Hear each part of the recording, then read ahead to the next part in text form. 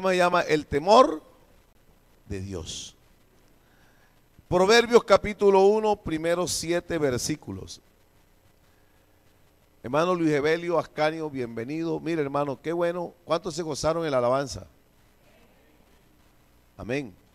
Vean, hermanos, el ministerio, este ministerio de la alabanza es una bendición. Gracias a Dios por los hermanos que cantan, que saben cantar y que graban, para que lo apoyemos. El hermano tiene música cristiana de él, para que le apoyemos, porque a veces se compra la música pirata y eso es un atentado contra el ministerio. Los hermanos viven de esto, gloria a Dios, y cuando uno compra un CD pirata, entonces uno está patrocinando la delincuencia y no puede ser. Eso se llama falta de temor de Dios. Amén. Así que esperamos, él va a estar allí en la puerta ahorita con su música, gloria a Dios, y le apoyamos en el nombre del Señor. Gracias por tenernos en cuenta, hermano, bienvenido. Capítulo número 1, primeros 7 versículos, lo leemos alternadamente en el nombre del Señor Jesucristo. Los proverbios de Salomón, hijo de David, rey de Israel. Para conocer razones prudentes. Para recibir consejo de prudencia, justicia, juicio y equidad. Para dar sagacidad a los simples y a los jóvenes inteligencia y cordura. Gracias. Verso 5. Oirá el sabio y aumentará el saber, y el entendido adquirirá consejo.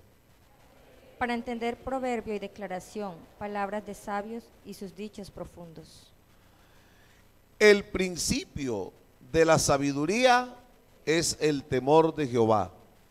Los insensatos desprecian la sabiduría y la enseñanza.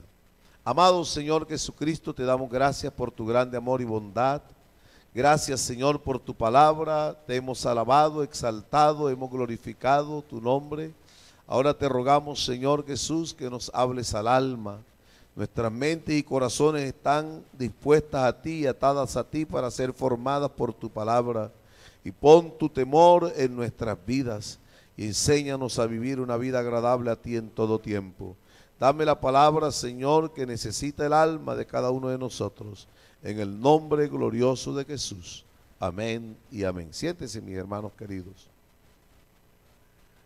Gloria a Dios. Bueno, hemos estado hablando acerca del temor de Dios.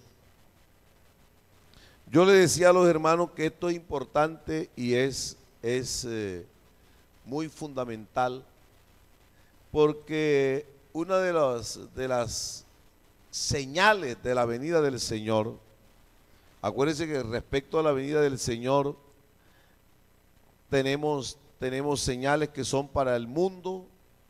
Las señales del mundo, ¿se acuerdan? Están en el capítulo 24, capítulo 21, capítulo 24 del Evangelio según San Mateo, 17 y 21 de San Lucas. Y dice, el Señor dijo que en los postreros tiempos hay unas señales para el mundo como la corrupción, el homosexualismo, como los días de Sodoma, como los días de Noé, la violencia, el hombre casándose y dándose en casamiento, terremotos en distintos lugares, pestes, que son enfermedades nuevas que salen, la de moda, la última, ¿cuál es? Bueno, hambre, que es escasez. Se levantarán los hijos contra los padres contra los hijos, guerra, rumores de guerras, sediciones. Las sediciones son las guerrillas. Entonces, eso está en el mundo. Hay otras señales que Jesús dio respecto a su venida que tienen que ver con Israel. Puse el ejemplo del reloj. El reloj tiene 3 indicadores: el que indica la hora, el que indica los minutos y la aguja que nos indica los segundos. Estos 3 indicadores solo coinciden en una hora en punto, en un solo lugar en todo el reloj. Si nosotros ahorita nos coincide aquí, estamos en las 10 de la mañana, y si estuviera el minutero en el 10 y el segundero en el 10, ahí coinciden los tres, tendríamos las 10 menos 10 minutos menos 10 segundos, ¿cierto? Tendríamos las 10, 50, 49. Pero en una hora en punto solo coinciden en el 12. Pero el 12 es el 0, ¿cierto? El 12 y el 0 es el mismo, porque en el 12 se acaba un periodo y empieza un nuevo periodo. En el 12, a las 12 de la mañana se acabó la mañana. 12 AM o 12 M, ponen 12 meridiano. Ya no es ni AM ni PM, es meridiano. Y de ahí para allá empezó las 12 y a las 12 de la noche empezó otra vez la hora 0, ¿cierto? La hora 0. 12 de la noche empezó un nuevo día. Y a los 12 meses empieza un nuevo año. La Biblia dice que el Señor estaba buscando obreros en la hora 11. Y cuando nosotros estudiamos la palabra de Dios nos damos cuenta que estamos en la hora 11. Somos la generación que en nuestras narices, en nuestros ojos, vemos el cumplimiento de todas las profecías respecto a la venida del Señor. Y la vemos que coinciden los tres indicadores como tal minutero, el segundero y el horario. Estos tres indicadores en la Biblia son el mundo, Israel y la iglesia. Cuando las señales que el Señor dejó para el mundo coincidan con las mismas señales que el Señor dejó que se deben de cumplir en Israel y coincidan con las mismas señales que deben de cumplirse en la iglesia, la hora 0 ha llegado. ¿Sabe? Cuando ellas coincidan, ¿sabe? Así como a las 12 suena la campana, aquí lo que va a sonar es la trompeta de Dios. Y los muertos en Cristo, y luego nosotros, los que estemos vivos, seremos arrebatados juntamente con ellos para recibir al Señor en el aire. Alabanzas a Jesucristo. Entonces, las señales del mundo se están cumpliendo. Nosotros vemos el mundo perdido, guerra, rumores de guerra, hambre, pestes, corrupción, el sodomismo que está tomando el mundo. Eso está, vea, eso cada día avanza más, se va metiendo en todas partes el sodomismo, que es el homosexualismo. Eso está tomando, y uno dice, oye, pero mire, vaya a los colegios de bachillerato, mire los pelados cómo están, Dios mío. Queda uno impresionado y a uno le preocupa porque tenemos hijos, tenemos nietos. Y uno dice, bueno, Señor, guarda los míos, pero vamos a prepararnos porque aquí lo que viene ahora es el campanazo, la trompeta de Dios. Las señales de Israel. Israel, como le dije, si usted lee la historia de Israel, por allá en el siglo II Israel desapareció como territorio. En el año 70 la ciudad de Jerusalén fue destruida, el templo, el muro y toda la ciudad fue destruida. Los otomanos tomaron la ciudad de Jerusalén y los romanos permitieron eso y los judíos salieron esparcidos por el mundo en el año 125 y quedaron errantes. Oiga, tremendo, en el siglo II. ¿Hasta cuándo quedaron sin territorio? Estaban por todo el mundo, pero siguieron conservando la ley de Moisés, siguieron obedeciendo. No nos casamos con mujer extranjera, ni tomamos para nuestras mujeres hombres extranjeros. Guardaron el culto, guardaron la ley, la conservaron. Lo único que no tenían era el Mesías, pero conservaron su ley. Y en el año 1947, terminándose la Segunda Guerra Mundial, se creó la Organización de las Naciones Unidas. Y el primer debate de la ONU fue, ¿qué hacemos con esta gente? ¿Qué hacemos con Israel? Porque la Primera Guerra Mundial fue por Israel y la Segunda Guerra fue por Israel. Ambas. Porque en el primera los judíos eran los dueños de todos los negocios en Rusia. Eran los dueños y entonces les llegó celo y vamos a acabar con esta gente y vino la revolución bolchevique que causó después origen a la Primera Guerra Mundial. Y en la segunda, los alemanes se consideraron una raza más pura, aunque Hitler era de origen judío, pero se consideraron que era de la familia más pura, de la que tenía la mejor etnia, la raza pura, y empezaron a perseguir a los judíos para quitarle la bendición que Dios le había dado en dinero, y eso mataron a más de 6 millones de judíos. Eso el holocausto, y en fin, se acabó la guerra. ¿Y qué hacemos con esta gente que no tiene tierra propia?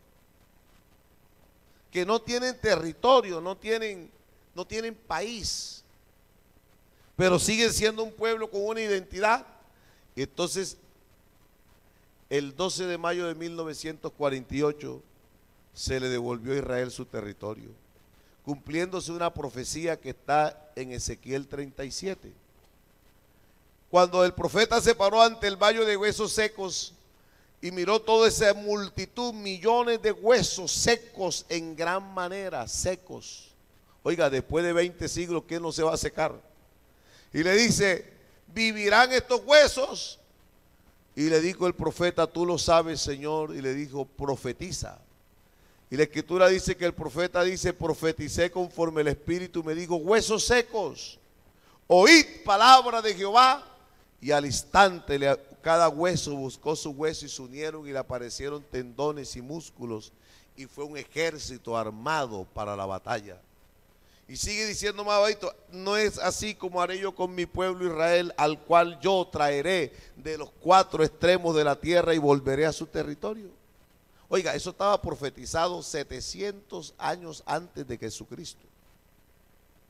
Cuando todavía Israel no había ni perdido territorio, ya el Señor se lo dijo, van a quedar sin tierra, los van a esparcir y se van a secar, pero yo les devolveré su tierra. Y eso se cumplió el 12 de mayo del 48. Y la escritura dice, de la higuera aprended. Bueno, nosotros no conocemos la higuera. ¿Cuál es el árbol más común aquí? Dígame. El mango. ¿Ah? Entonces uno sabe las cosechas en qué tiempo se dan, si en invierno o en verano. ¿Cierto? Entonces, si usted deduce por la cosecha si va a llover o no va a llover, si ya lo deducimos, Dios dice, hombre, sea inteligente, de la higuera aprende, de Israel aprende, que cuando ya la vea rodeada de ejércitos, el tiempo de vuestra redención se ha acercado. ¿Cuántos dan alabanzas a Jesús? Y usted mire Israel, que ha estado rodeada de ejércitos. En el 67, en 6 días tuvo que destruir a 4 países. Y ahí va todo, y todo lo que ustedes, todas las noticias, eso, bueno, esa es una señal, ese es un indicador, ese, digamos, ese es el minutero que va llegando a la hora en punto. Y el mundo es como el horario que va marcando la hora, ya va llegando a la hora en punto. Y póngale a la iglesia, que es el segundero, si quiere. Hay unas señales dadas para la iglesia, unas buenas y otras malas. Y será predicado el evangelio del reino en todas las naciones, y entonces vendrá. Y hoy predicamos en todos los países, se predica por internet, a donde no quieran, no lo dejan entrar uno, por la televisión, por la radio, por papelitos, hermanos, se predica el evangelio en los países más extremistas. Hay 2 países que son los de extremo del Islam, donde es difícil, pero ya hay hermanos entregando sus vidas y predicando el evangelio de Jesucristo y el Señor salvando almas. Bendito sea el Señor. Entonces, ese es de las buenas, pero también, dice el Señor, se levantarán los falsos profetas, los falsos cristos, los falsos maestros, las herejías, las doctrinas de error. Y eso no está pasando. Hay quienes buscan seguidores para sí. Mire, dentro de la iglesia, ¿por qué se presentan divisiones? Porque hay pastores tan carismáticos que buscan quien los siga. Busque quien siga a Jesucristo. Los pastores nos morimos o fracasamos o nos cambian, pero usted es un seguidor de Jesucristo. ¿Puesto los ojos en el pastor? No. Puesto los ojos en Jesús, el autor y consumador de la fe. Y se levantan maestros según su propia concupiscencia. Usted encuentra las doctrinas hoy que usted menos vea, las más aberrantes. Eso está pasando hoy. La apostasía no sucede en el mundo, la apostasía sucede en la iglesia. Entonces, cuando usted vea eso, hermano, conságrese. Pero para consagrarnos necesitamos tener Mire, uno es el temor mío. Los hombres, ¿a qué le tememos? Al diablo. Eso es natural. ¿Quién no le tiene miedo al diablo? ¿Usted sabe cuánta gente viene aquí a pedir oración porque soñaron con el diablo? Sí, aquí yo, y ahí lloran. Para que no, yo no quiero volver más a soñar con el diablo. Pero eso no convierte el alma. Eso no convierte a nadie. Mire, hay predicadores que son terroristas. Hay mensajes terroríficos que dan en miedo. Le predican a uno el infierno de fuego y lo que va a pasar en el día del juicio y la condenación eterna. Yo le conté a ustedes del predicador que predicaba. Yo, vea, si usted no acepta a Cristo ahora, usted se va a lamentar. Porque así como cuando se marca el ganado que le ponen el hierro caliente, así el anticristo los va a marcar con el 666 en la frente y aquí. ¿Y quién después de un mensaje de eso no dice, usted quiere ser marcado? No, entonces acepta a Cristo. Todos aceptaron a Cristo, pero al ratico todos estaban pecando. ¿Entiendes? Ese es el problema del mensaje de terror. El que le tiene miedo al infierno. Nosotros estamos aquí porque Él conquistó nuestros corazones y le amamos a Él, le amamos a Él. A su nombre sea la gloria. Entonces necesitamos tener temor de Dios, porque cuando uno ama, Dios pone su temor, no el mío. Él pone su temor en mí. Hay hermanos que dicen, no hermano, no es temor de Dios, sino temor a Dios. El impío teme y le alcanza lo que le teme. Nosotros el temor, ese temor de nuestro es temor de miedo, el de nosotros. Yo le temo a un hombre armado, a uno que sea más grande que yo, a uno que sea más, ¿así entiende? A uno más fuerte. Uno le teme, le dice, no, yo voy a pelear con usted, ¿cierto? Como usted dice que voy a pelear y el otro tiene allá una pistola, un fusil y usted que lo voy a levantar a trompada, olvídese de eso, ¿cierto? Le teme al ladrón, se le teme al diablo, ese es el temor de nosotros. Ya se le teme a un superior, se le teme al jefe. ¿Ah? Pero el temor de Dios, dijimos que era la conciencia, la realidad consciente de su presencia permanente en nuestras vidas. Eso lo pone Dios. Cuando Dios se mete al corazón, Jesús dice, el que a mí viene yo no le echo fuera. Cuando abrimos el corazón, Él se mete aquí y Él pone aquí lo que nosotros antes no sentíamos hacia Él. Porque siendo impíos no temíamos a Dios.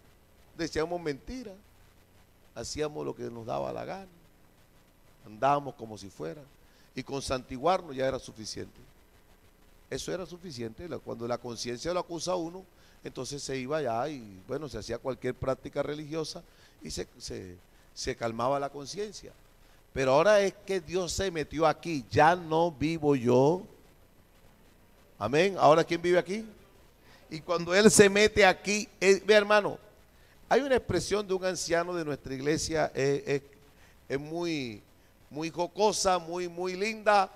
Yo a él se la repito cada vez que lo saludo, una expresión, le digo, oiga hermano, usted dijo una expresión que a mí me llama la atención. El hermano Alcides Zúñiga cuando va a orar dice, hermanitos, levante sus manos como antenas detectoras del poder del Espíritu Santo. ¿Se acuerdan? Así decía, levante como si fuera una antena detectora. Pero cuando Cristo se metió aquí, Él nos detecta lo que le agrada y lo que no le agrada. Bendito sea el Señor. Vamos a ver como detectando, esto no va bien. Entonces el temor de Dios, el de Él, que Él se metió en mí y Él vive aquí. Eso tenemos que tenerlo en cuenta, dijimos, para distintos aspectos de nuestra vida. Amén. La conciencia de que Dios está permanentemente mirándonos, pensando en lo que decimos, en lo que hacemos. Amén. Es una aptitud de reverencia y respeto hacia Dios. Amén, fue lo que estábamos hablando. Esto es de la semana pasada. Vamos a seguirnos aquí porque no avanzamos. Y dijimos en las distintas fases del temor de Dios, que el temor de Dios, Dios lo pone en nosotros para que no pequemos. Oiga, para que no pequemos. A mí me llama la atención, un día vamos a estudiar esta doctrina del pecado, pero hay unos versos en la Biblia, cuando Dios vive aquí, gloria al Señor.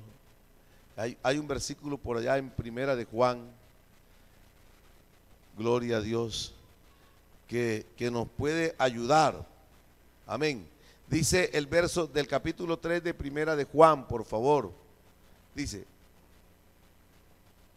todo aquel que comete pecado infringe también la ley, o sea, la ley de Dios, pues el pecado es infracción de la ley. Verso 6: todo aquel que permanece en él no peca. Bendito sea el Señor. Todo aquel que peca no le ha visto ni le ha conocido. Dice: el que practica el pecado, ¿de quién es? ¿De quién es? Verso 8: el que practica el pecado, ¿de quién es? Es del diablo. Ajá. Y dice: todo aquel que es nacido de Dios no practica el pecado. ¿Por qué no lo practica? Porque la simiente de Dios permanece. Amén. ¿Por qué? Porque la simiente de Dios permanece en él y no puede. Oiga, no es que no le gusta, no es que no quiera. No puede pecar, no puede pecar. ¿Por qué? Porque es nacido de Dios. Si el temor de Dios está en nosotros, no puede. Oiga, no es que no quiera, esto es mucho más. Es que no puede.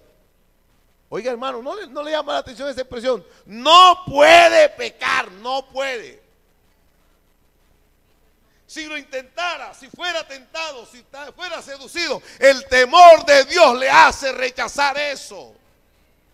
No puede, es que no puede, porque el que vive aquí, ese que puso el temor, lo guarda para no pecar. ¿Cuántos dan alabanzas al Señor?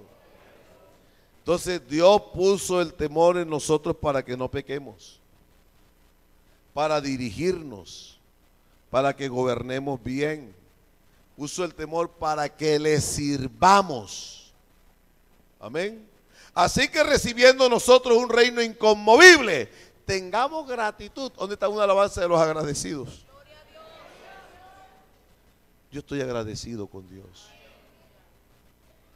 Amén. Estamos agradecidos con Dios, muy agradecidos con Dios. Oiga, hermano, esto es maravilloso. Esto es maravilloso. Aleluya. Y hay muchos motivos para darle gracias a Dios. Aquí nos desviaríamos de la enseñanza si nos diéramos cuenta de los motivos para darle gracias a Dios. Pero yo estoy agradecido con Él. Y mediante esa gratitud, por esa gratitud, sirvámosle a Dios. ¿Y cómo le vamos a servir? Agradándole. ¿Y cómo le vamos a agradar? Con temor, o sea, con respeto y con reverencia, con reconocimiento de quién es Él. Bendito sea el Señor. Sirvamos a Dios con temor y con reverencia. A su nombre sea la gloria. Creo que ahí donde habíamos quedado la semana pasada, ¿verdad? Miren, en el Salmo número 2, versos 10 y versículo número 11 del Salmo número 2, nos dice a nosotros: a Dios hay que servirle. Creo que todos fuimos llamados para servir, pero tenemos que servir a Dios con temor, amén, y con mucha reverencia. Verso 10: ahora pues, oh reyes, sed prudentes, admitid amonestación, jueces de la tierra, servid a Jehová con temor y alegraos. ¿Cómo hay que alegrarse? Si cuando uno está delante de una eminencia entre los humanos, imagínense que aquí estuviera el presidente cualquiera de los Estados Unidos o de la República y le dijeran a usted: venga, hermano fulanito o hermana fulanita, diga unas palabras aquí delante de la alcaldesa, el presidente, que diga aquí unas palabras de... ¿Y yo qué voy a decir? Se pone uno hasta gago, ¿verdad? Porque uno dice: uy, no, esta persona es tan no. Uno no sabe ni qué decirle. Ahora imagínense que estamos delante del más grande de todos. Cuando uno sirve a Dios, hermano, cuando uno entiende esto, vamos a evitar el estar sirviendo por exhibición.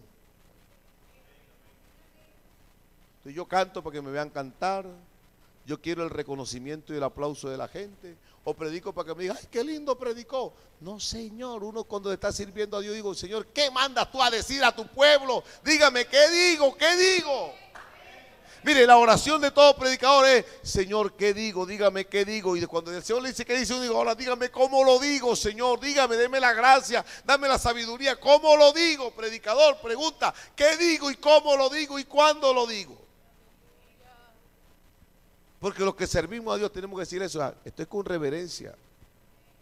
Bendito sea el Señor. Solo Dios sabe lo que necesitamos. Y en el momento que lo necesitamos, Dios nos lo da porque nos ama. Es necesario el temor a Dios porque la venida del Señor está cerca, más cerca de lo que usted y yo nos imaginamos. Vea, estamos en los últimos segundos. Como le decía ahorita, el indicador dice, ya viene el Señor. Y cuando uno dice, ya viene el Señor, es como cuando uno va llegando a la parada. Hermano, los que viajan en bus, a veces uno va en el bus y va uno cansado y ese bus va lleno, ¿verdad? Y uno dice, uy, Dios mío, yo quisiera sentarme, me duele la planta de los pies. Y entonces usted nota que ahí cerquita a usted hay una persona que miró así y empezó a peinarse y a recoger sus cosas y a mirar. ¿Eso qué le está diciendo usted? Ya, bueno, esa es una señal. Pues entonces veamos la señal, lo que está pasando en el mundo, lo que está pasando en la iglesia, lo que está pasando en Israel. Es que el Señor viene pronto. Seamos temerosos. Agradémosle con temor y reverencia. Sirvámosle con temor y con reverencia. Mire, una de las cosas que se ha perdido mucho, y esto es porque cuando uno no es consciente de la presencia permanente del Señor, si uno no es consciente de que Él se metió aquí, se pierde reverencia. Y cuando la gente es irreverente y respeta al Señor. Usted no encuentra gente que dice que de Jesucristo dicen Chucho. Ya hablé con Chucho. ¿Ah? ¿Usted no? Ese man. No. Esto no es folclore. A Dios se le sirve con temor, a Dios se le sirve con reverencia. Bendito sea el Señor. Eso es lo que quiere decir. Usted se imagina, vea, yo pienso que por muy amigo que alguien sea del presidente, por decirle algo, buscamos como la primera autoridad en Colombia, le va a saludar con el sobrenombre ese con que se le saludaba cuando era el muchacho ya de la escuela. Hola, cabezón. Yo estoy seguro que ni sus compañeros de estudio ni sus amigos más cercanos le dicen el sobrenombre que le decían cuando estaba de muchacho. ¿Cierto? Dice, no, ya no es el mismo, esta es la autoridad. Y por muy cercanos que sean, oiga hermano, nosotros tenemos que ser muy reverentes con nuestro Señor Jesucristo. Amén. Por eso dice, mire, el sacrificio de los necios, ¿cuál era? Cuando vengas a la casa del Señor, no hagas como los insensatos. Así dice la Escritura, que presentan el sacrificio de los necios. El necio dice en su corazón, no hay Dios, y si no hay Dios, no respeto a Dios. ¿Ah? El necio, el insensato. Mire, en la Biblia hay esta expresión, hay dos ejemplos en la Escritura, dos ejemplos que nos muestran esto. Dice la Escritura, el hombre insensato edificó su casa sobre la arena y el sabio edificó su casa sobre la roca. ¿En qué consistía la insensatez? En que el uno vino y pegó los bloques, por decirle algo, le dieron los materiales y pegó los bloques sobre la arena. Ahí, hey, si esto puede con un camión, esto puede con... Ahí se paran los buses, ahí camina. ¿Usted cree que esto se va a hundir? Mira, yo le pongo aquí 500. Un día me dijo a mí esto, uno me dijo, pero si yo aquí puedo poner 5,000 bloques aquí parados y eso no se hunde, ¿yo para qué tengo que hacer una excavación? Eso puede con toda esta casa. Pero dice la Escritura, el hombre prudente y sabio hizo una zanja, ¿cierto? Eso se llama cimiento y buscó terreno firme. Las dos casas se construyen, se pintan y están igualitas. Usted la ve igualita. Ahí, mira, ahí te quedó bonita. Y el otro dice, el insensato dice, bobo ese, bobo. enterró un poco de plata ahí. A mí sí me fue bien, a mí me quedó plata, a él no le alcanzó. Él gastó más que yo. Se siente como más vivo, como más astuto, como pero cuando venga el momento de la dificultad, dice la Escritura, vino la lluvia. Y con la lluvia vino la erosión. Miren, no más les pongo este ejemplo. Por su casa, cuando pasa un camión de estos cargados, no tiembla su casa. Dice, uy, hermano, esto tembló. Hasta uno está en un segundo piso y uno siente, uy, ¿qué pasó? Dice, no, es que ese carro va tan cargado que la tierra tiembla. Si la casa no tiene fundamento, ¿sabe qué pasa con el temblor? Usted lo dijo, ¿qué pasa? Se raja. Se empieza a agrietar y apenas se empieza a agrietar y que pone un gancho aquí, pone un gancho acá. No, hermano, eso se va haciendo grietica y se cae. Pero la casa que tiene fundamento tiembla y ahí permanece, tiembla y ahí permanece. A su nombre sea la gloria, a su nombre sea la gloria. El hombre irreverente fundamenta su fe en lo superficial, en la emoción, en la emotividad, en el brinco, en el grito. ¡Ay! Y después piensa que así puede vivir folclóricamente su vida cristiana y esperando. No, yo espero que mi Señor Jesucristo venga. Pero el hombre reverente, sabio, aleluya, consagra su vida y le teme a Dios. Y respeta a Dios porque Dios vive aquí, le tiene un respeto reverente. Yo sé que donde yo vaya, en mi escuela, en mi trabajo, en mi casa, en mi oficina, en la calle, en la otra ciudad, donde vaya, hay un Dios maravilloso que anda conmigo, que vive conmigo, que está conmigo. Él me guarda, me protege, yo a Él le soy muy reverente. Tengo una relación de compromiso con Él. Amén. Cuando uno es irreverente, yo he visto esto, me ha tocado, estamos en enseñanza, no en crítica. Oye, estamos en enseñanza, no en crítica. Así que no, porque no diga después, estamos enseñando. Entonces de pronto el hermano va a orar y le digo esto, va a sonar duro. Se pone a orar en pantaloncillo y en camisa, sin camisa. Digo, hermano, ¿usted piensa que eso es reverencia? Uno me dijo, que Dios lo vea a uno hasta desnudo. Digo, bueno, yo no creo que yo me voy a rodear desnudo a orar. ¿Tú piensas que eso, digamos, si tú estás delante de la presencia de Dios, tú piensas que Dios se agrada que te presentes así? Ay, hermano, esto es mejor que no orar. Digo, tiene poco concepto de lo que es la reverencia a Dios. ¿Me entiendes? Es poco concepto, un concepto muy bajo. Ahora, no quiere decir que yo para orar entonces me voy a levantar y me voy a poner vestido entero, chaqueta, zapatos y todo, que voy a orar ante el Señor. No. Pero hombre, debo de presentarme hasta en lo físico, aunque la relación es espiritual, hasta en lo físico nos presentamos delante de Él con reverencia. ¿Por qué nos arrodillamos? Por reverencia. ¿Entiendes? Por reverencia. El poco irreverente dice, da lo mismo orar acostado que orar arrodillado. Bueno, a ti te da lo mismo, pero como yo a Dios le tengo reverencia y le tengo, el temor de Él está en mí, yo sí sé que como su temor está en mí, yo sé lo que a Él le agrada. Amén. Yo sé lo que a Él le agrada, bendito sea el Señor. Entonces, mire, hay que servir a Dios en el temor de Dios. Servid a Jehová con temor y alegraos con temblor. Dice Josué capítulo 24, el verso 14. Ahora pues temed a Jehová y servidle con integridad y en verdad. Quitad de entre vosotros los dioses a los cuales sirvieron vuestros padres al otro lado del Jordán y Egipto, y servid a Jehová. Gloria al Señor. Hay cosas que Dios dice que tenemos que quitar para servirle a Él. Cuando uno va a adorar a Dios, amén. Salmo número 5, verso número 7. Mire lo que dice el salmista. Gloria a Dios, a su nombre sea la gloria. Mire, verso 4 dice, porque tú no eres un Dios que se complace en la maldad.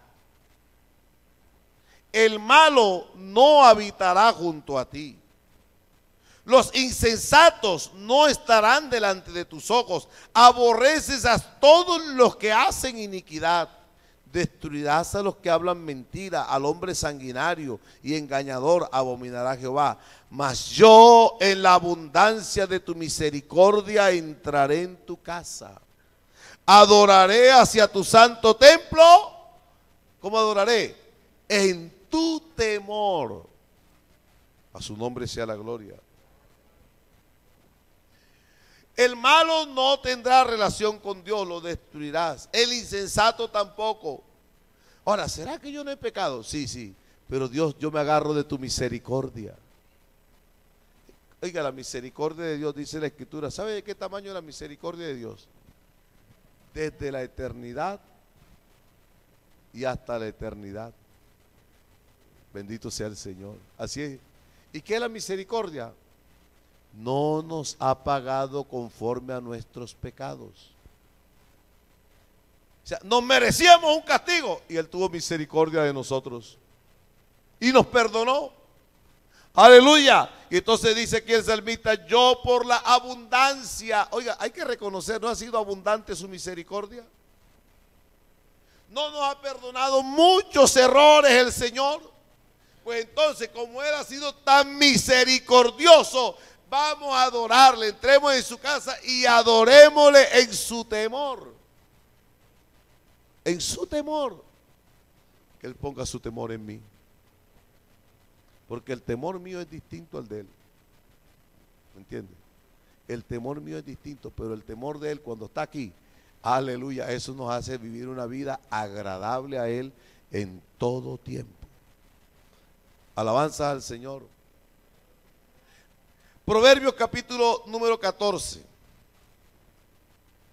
Yo le decía que el libro de Proverbios, y les repito, oiga, ¿cuántos están haciendo la tarea que pusimos? A ver, una alabanza de los que están haciendo la tarea. ¿Les ha gustado la tarea? Un hermano dice: ¿y cuál tarea? Nos hemos, hoy es 2. Vamos, a los que no están haciendo la tarea, empiecenla hoy. Mire la tarea que es esta. Todo este mes de noviembre, léase cada día 5 salmos y un libro de proverbios. 5 capítulos de salmo y un capítulo de proverbios, gracias. Si nos leemos 5 salmos cada día, en 30 días, ¿cuántos salmos nos leemos? Todo el libro, 150. Hay salmos que son muy corticos. El salmo más cortico es el 117. Pero el más largo es el 119. Entonces, cuando usted encuentra el salmo cortico, le hace para que vaya compensando con el otro. ¿Ya? Bueno, pues la mayoría son cortos, la mayoría. Y un capítulo de Proverbios. Ahora, ¿por qué Proverbios es importante? ¿Por qué Proverbios es importante? Mire, estos textos que leímos del primer capítulo nos dice por qué Proverbios es importante. Hay 5 ¿para qué? ¿Para qué voy a leer Proverbios? ¿Para qué lo voy a estudiar? ¿Para qué? Mire, por favor, vámonos al capítulo 1 de Proverbios. Y le dice el para qué. Los proverbios de Salomón, hijo de David, ¿para qué? Primero, para entender sabiduría y doctrina. ¿Le gustaría eso? Oiga, es que yo no entiendo. Lea los proverbios. Para entender sabiduría y doctrina. Segundo, para conocer razones prudentes. Tercero, para recibir el consejo de prudencia, justicia, juicio y equidad. Cuarto, para dar sagacidad. ¿A quién? A los simples y a los jóvenes. ¿Qué le da? A ver, los jóvenes, ¿quieren aprender inteligencia y cordura? Léase los proverbios de Salomón. Quinto, verso 5 dice: oirá el sabio, aumentará el saber y el entendido que irá consejo. Quinto, verso 6, para entender proverbio y declaración, palabras de sabios y sus dichos profundos. Oiga, gloria, vale la pena. Vale la pena. ¿Y sabe dónde empieza todo? El principio de la sabiduría. Oiga, la sabiduría no es el que tenga más títulos universitarios. No es el que tenga más diplomas. Le voy a decir, eso es bueno. Eso es bueno.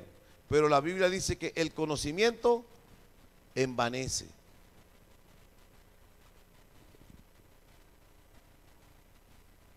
¿Ah?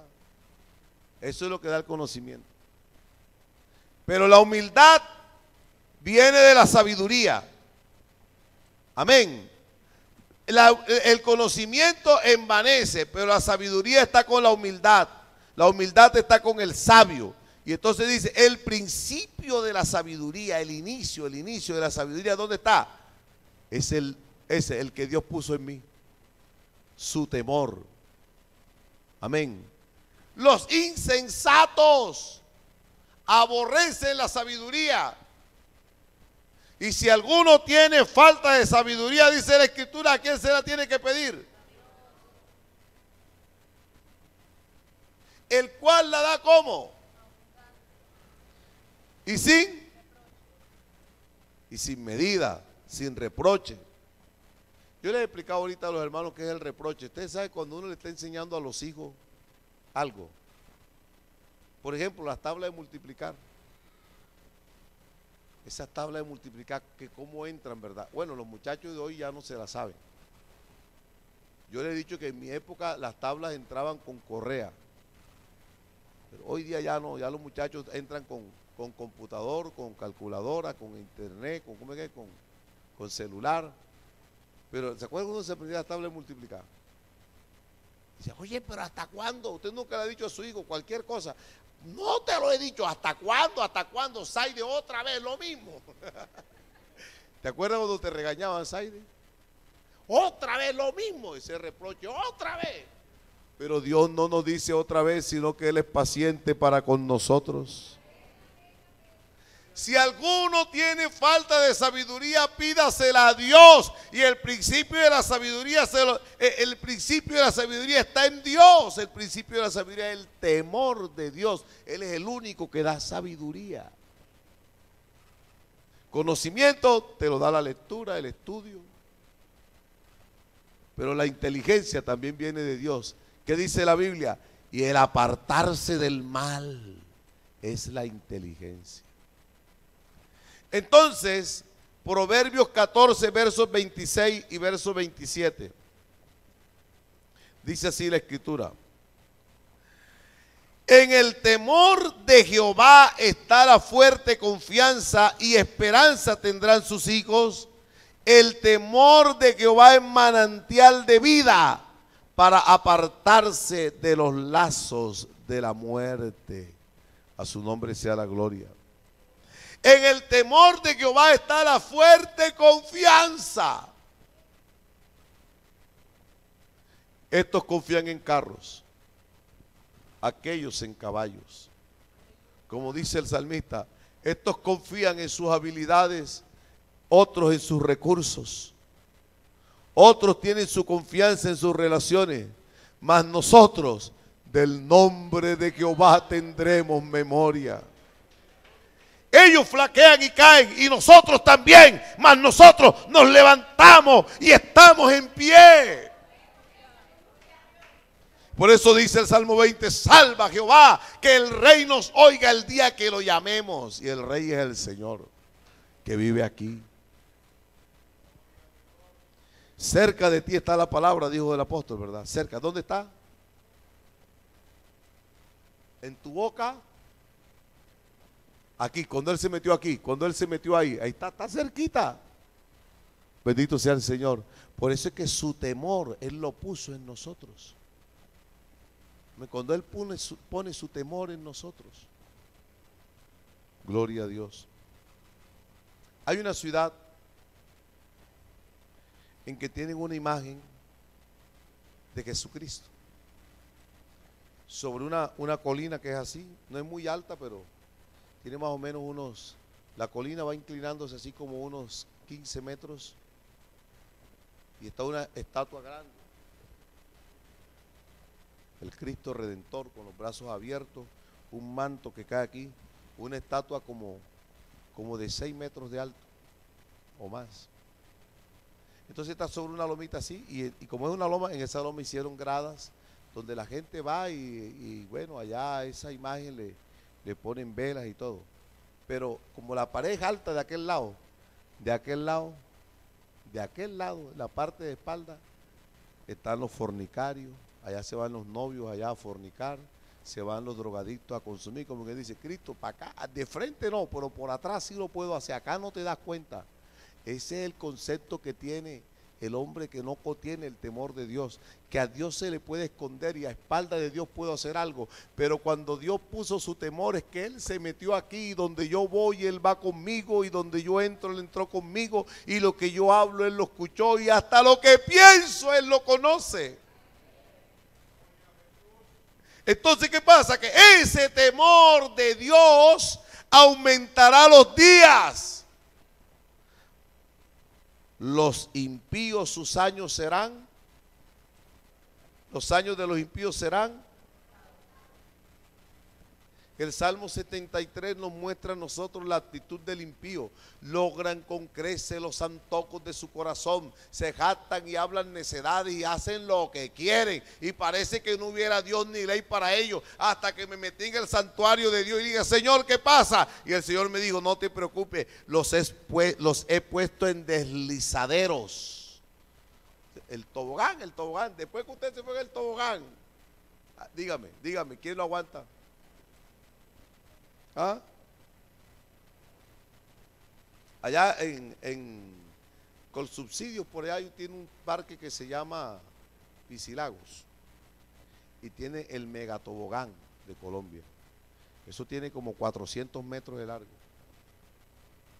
Y yo convencí a mi esposa, amor, subamos. No, vamos, nos subimos. Ustedes se imaginan después que cuando ya estamos allá arriba y que yo no me tiro, y dice, ¿cómo? Si una fila de gente hay, aquí no hay forma de bajar. No, que mira, súbete porque mira, aquí tú subes una escalera y esta señora súbase, que mire todo lo que tiene represado ahí, como 40 personas. Y después que se tiró iba bien arrepentida y no hay para atrás. Le pidió perdón al Señor en todo el camino y prometió. ¡Brum! Allá caímos al agua, a tragar agua. Así está el impío en deslizadero y no hay quien lo detenga. Pero el hombre que teme a Jehová aumentará sus días, tendrá larga vida. El temor de Jehová aumentará los días, mas los años de los impíos serán acortados. ¿Cuántos dan alabanzas a Jesús? A su nombre sea la gloria, a su nombre sea la gloria. Mire, es que el que teme al Señor aborrece lo malo. Proverbios 8:13. Quien teme al Señor aborrece lo malo. Oiga, mire lo que el Señor aborrece. El orgullo, la arrogancia, la mala conducta y el lenguaje perverso. Aleluya. Oiga, que Dios tan bueno es nuestro, ¿verdad? Mejor es que Él se meta aquí. Porque la tendencia humana es que nosotros seamos orgullosos, arrogantes. Un hijo de Dios que teme al Señor sabe que el único grande, que nosotros delante de Él nada somos. Por eso nos postramos. Amén. Yo aborrezco el orgullo, la arrogancia y la mala conducta y el lenguaje perverso. Y para terminar, vamos aquí. Vea, para la enseñanza se necesita tener temor de Dios. El temor de Jehová es enseñanza de sabiduría y la honra precede la humildad. No hay nada más lindo que encontrarse con una persona humilde. Amén. Oiga, qué cosa tan tremenda cuando uno se encuentra con un arrogante, un presumido. Dice, ¿de qué tiene que estar orgulloso? El apóstol Pablo dijo, oye, sí. ¿De qué orgulloso? Si nada tengo que no haya recibido, si lo que tengo todo me lo dieron, así que la gloria sea para el que me dio todo. Amén. El temor de Jehová es enseñanza de sabiduría. Si aquí estamos nosotros enseñando del temor de Jehová, estamos enseñando de sabiduría. Y si el temor de Jehová está en nosotros, entonces somos sabios. Así no tenga ningún título, pero eres sabio. Y la sabiduría, amén, la sabiduría va a producir en usted humildad. Amén. Y la humildad es honrada. La honra precede la humildad. Estemos en pie, demos darle gracias a Dios. Guárdanos, Señor. Tu venida está cerca, pon tu temor en mí. Si el Señor pone su temor en nosotros, no necesitamos un pastor alemán.